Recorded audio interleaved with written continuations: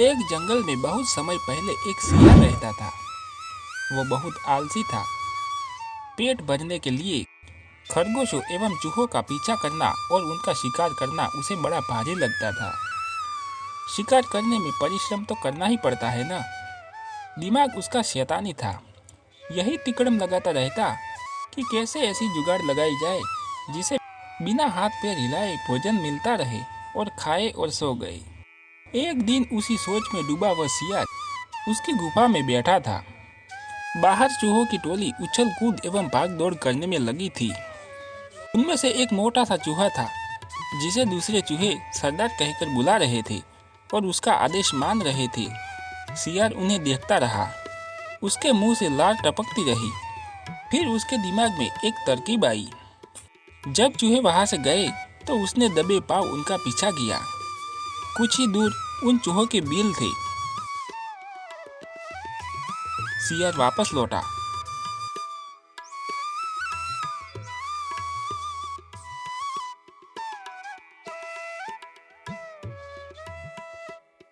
दूसरे दिन प्रातः ही वह उन चूहों के बिल के पास जाकर एक टांग पर खड़ा हो गया।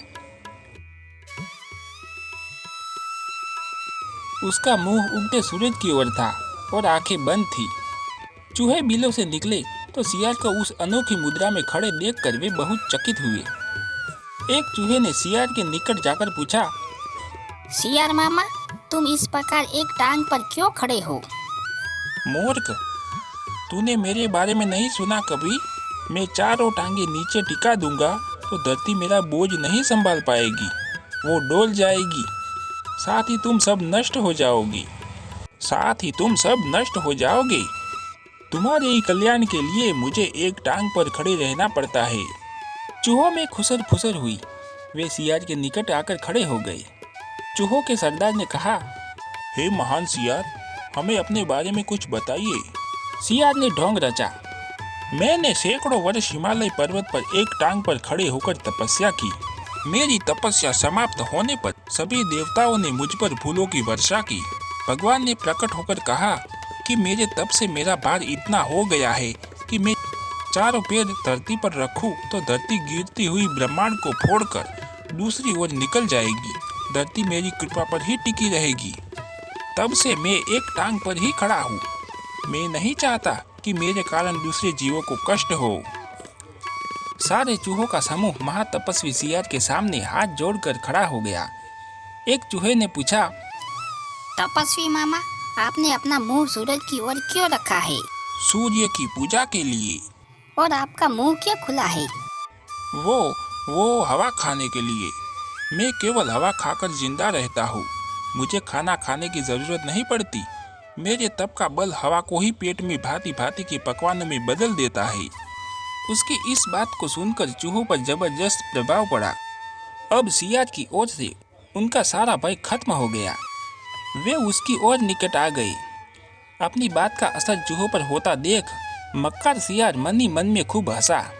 अब चूहे महातपस्वी सियार के भक्त बन गए। सियार एक टांग पर खड़ा रहता और चूहे उसके चारों ओर बैठकर उसके भजन गाते।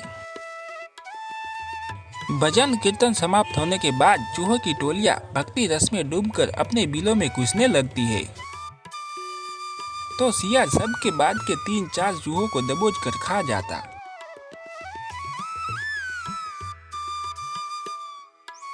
फिर रात भर आराम करता, सोता और डकारे लेता। सुबह होते ही फिर वह चूहों के बिलों के पास आकर एक टांग पर खड़ा हो जाता और अपना नाटक चालू रखता। धीरे धीरे चूहों की संख्या कम होने लगी। चूहों के सरदार की नजर से यह बात छिपी नहीं रही। एक दिन सरदार ने सियार से पूछ ही लिया, हे महात्मा सियार, मेरी टोली के चूहे मुझे कम होते नजर आ रहे हैं। ऐसा क्यों हो रहा है? सियार ने कहा, हे चतुर मूषक, यह तो होना ही था। जो सच्चे मन से मेरी भक्ति करेगा वह सशरीर वैकुंठ को जाएगा। बहुत से चूहे भक्ति का फल पा रहे हैं। चूहों के सरदार ने देखा सियार मोटा हो गया है। कहीं उसका पेट ही तो वह वैकुंठ लोक नहीं है जहाँ चूहे जा रहे हैं। चूहों के सरदार ने बाकी बचे चूहों को चेताया। सबसे बाद में बिल में घुसने का निश्चय किया। भजन समाप्त होने के बाद चूहे बिलों में घुसे। सियार ने सबसे अंत के चूहे को दबोचना चाहा। चूहों का सरदार सबसे पहले ही चौकन्ना था। वह दाव मारकर सियार के पंजे से बच गया। असलियत का पता चलते ही वह उछलकर सियार की गर्दन पर चढ़ गया और उसने बाकी चूहों को हमला करने के लिए कहा। साथ ही उसने अपने दांत सियार की गर्दन में गड़ा दिए। बाकी चूहे भी सियार पर झपटे और सबने कुछ ही देर में महात्मा सियार को कंकाल सियार बना दिया। केवल उसकी हड्डियों का पिंजर बचा रह गया।